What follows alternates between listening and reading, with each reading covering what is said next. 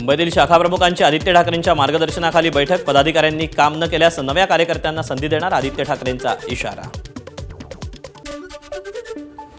One खात्याच्या कामांचा आढावा घेण्यासाठी दर 3 महिन्याला प्रगती पुस्तक निघेल. वनमंत्री गणेश नाईकांची माहिती. पश्चिम महाराष्ट्र आणि कोकणात बिबट सफारी सुरू करणार, नाईकांची घोषणा.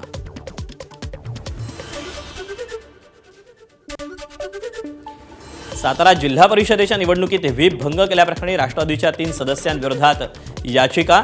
पक्षाचा आदेश डावलून भाजपला मतदान केल्याचा दत्तात्रय घोडकेंचा आरोप. बीडमध्ये मसादोगच्या सरपंचपदाच्या निवडणुकीसाठी अश्विनी देशमुख यांच्याकडून उमेदवारी अर्ज दाखल. अश्विनी देशमुख दिवंगत संतोष देशमुख यांच्या पत्नी.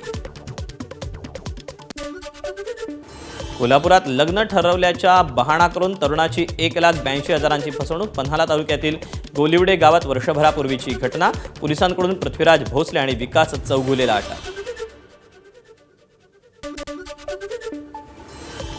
इस्रायलच्या लेबनॉनवरील हल्ल्यात 254 जणांचा मृत्यू, 1,165 जण जखमी. युद्धविराम जाहीर झाल्यानंतरही इस्रायलचे काल दिवसभर लेबनॉनवर जोरदार बॉम्ब हल्ले. इस्रायलच्या लेबनॉनवरील हल्ल्यामुळे स्पेनचा संताप. इस्रायलसोबतचा करार रद्द करण्याची स्पेनची युरोपियन महासंघाकडे मागणी.